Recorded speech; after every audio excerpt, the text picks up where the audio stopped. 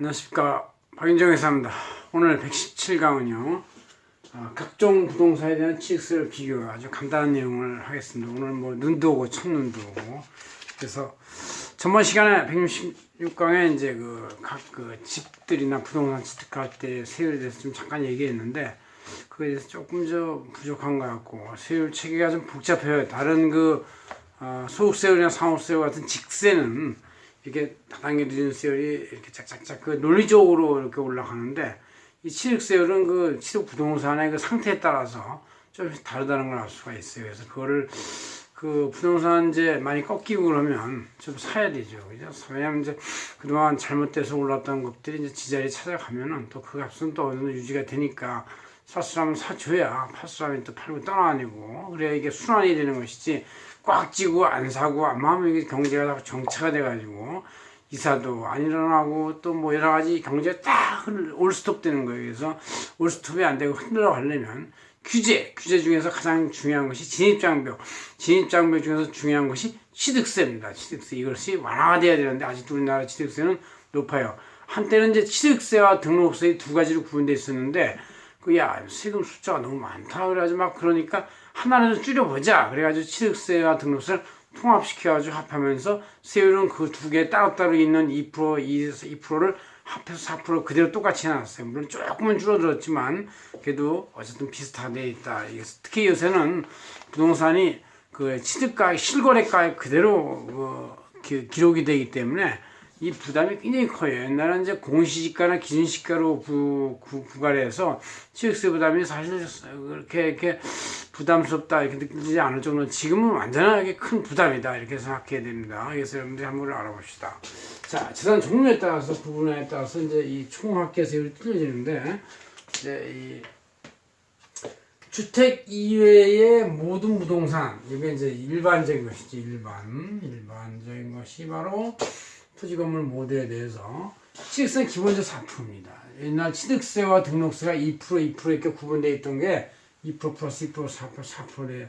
아마 그 당시는 2% 플러스 3%였을 거예요. 근데 이제 이게 합해서 5 하면 너무 욕먹잖아요. 그러니까 그러지 말, 좀 낮추자. 좀 낮춰서 2 해서 4가 된 것이고, 여기에 이제 농어촌을 지원하기 위한 특별세 0.2% 더 붙어요. 가산이 돼가지고.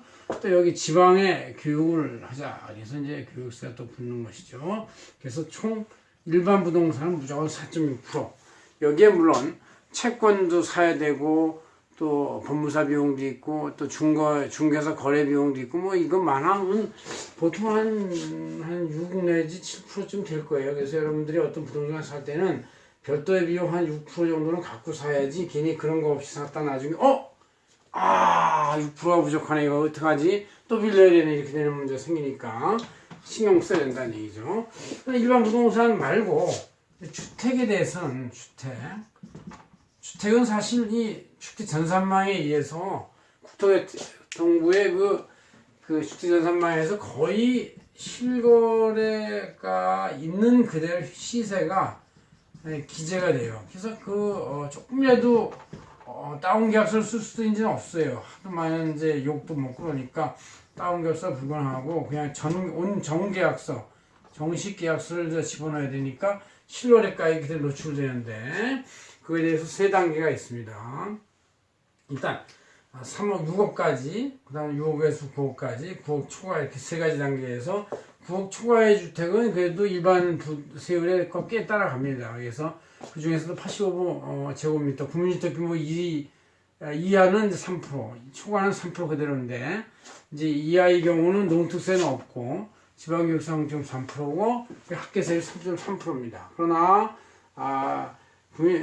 취득가 9억도 초과도 되고, 국민주택 규모 초과를 하면 3%에다가 농특세 0.2%가 붙고, 지방교육세 0.3% 붙어가지고 3.5%가 되는 것이죠. 정확히 알아셔야 돼요.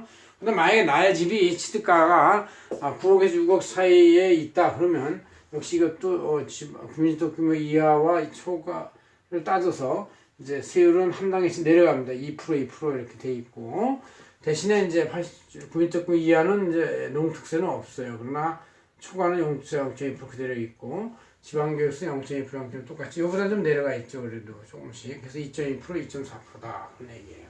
그다음 취득가가 6억 원 이하의 주택, 이건 이제 지방에 있는 중소규모 아파트는 다 여기에 해당이 될 거고, 그런데 역시 국민주택 규모 이하하고 추가로 돼 있는데, 이하는 역시 농특세가 없고 추가 0.2%가 있습니다.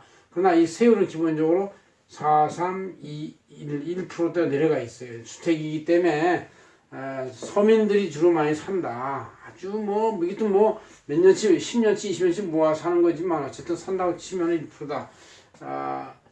용세 없고 지방교세 0.1%예요. 지방교세 조금씩 내려가지고 그죠. 그래도 고맙네요. 야, 작은 주택일수록 내려가서 세율 부담을 낮춰준다 그런 얘기죠.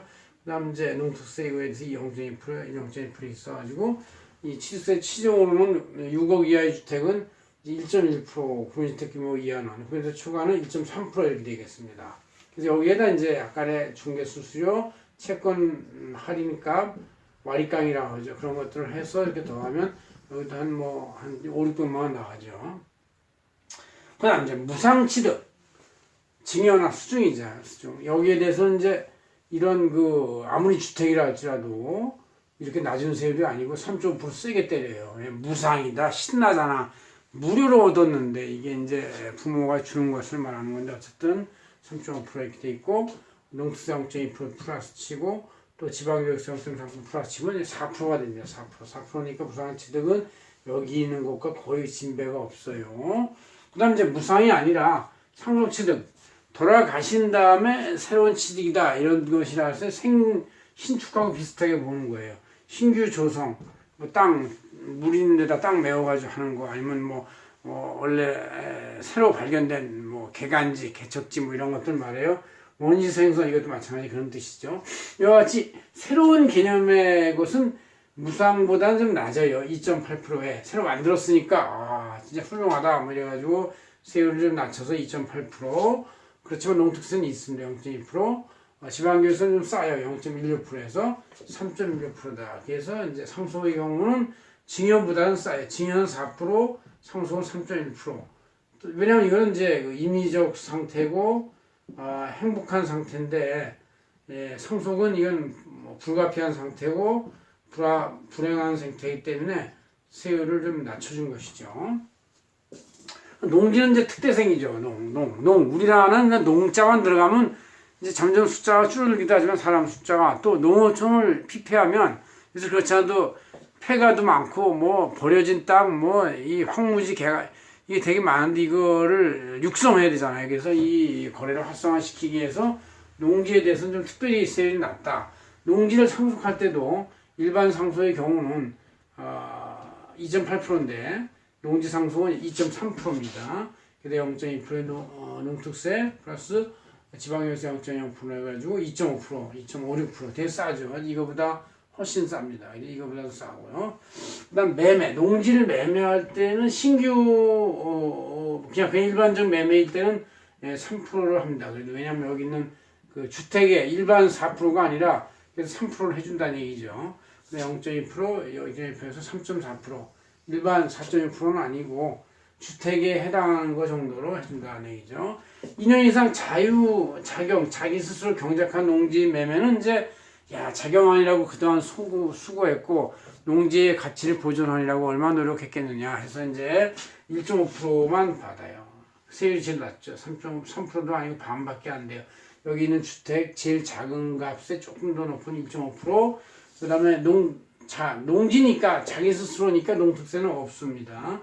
그 다음에 지방교육세도 가장 낮은 0.1%만 때려서 1.6% 이렇게 됩니다. 그래서 이렇게 여러분들이 경우에 따른 세율 체계를 좀 알고 나중에 샀을 때 법무사나 아니면 자기가 실제 그 등기소에 가서 등록세 낼 때, 취득세 낼 때 한번 보세요. 그러면 이게 맞아야지. 이게 틀리면 왜 이렇게 틀립니까? 왜냐면 이렇게 세율이 복잡하기 때문에 그 등기관이나 법무사들도 때때로 잘 모르는 경우도 있고 아니면 이런 거에 대한 구분을 헷갈리는 경우도 있을 수 있어요. 그래서 여러분들이 이렇게 세율 체계를 정확히 알아야 되겠다 그런 얘기고, 물론 이 세율도 지금 제가 말하는 2018년 12월 13일 날에 다 지나면 또 약간씩 위아래 조정이 될지는 모르겠지만 대체로 이 선에서 왔다 갔다 할 겁니다. 그렇게 하시면 되겠습니다. 그래서 우리가 이 부동산 거래에 대한 진입 비용이 미국보다는 좀 세다. 꽤 세다 그런 얘기니까. 왜냐면 이것도 지방자치단체의 아주 중요한 절대적 세원이거든요. 이게 아마 지방자치단체 한 30% 세원이 될 거예요.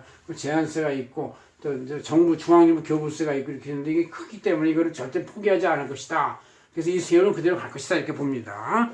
고맙습니다. 박인정 해설이었습니다.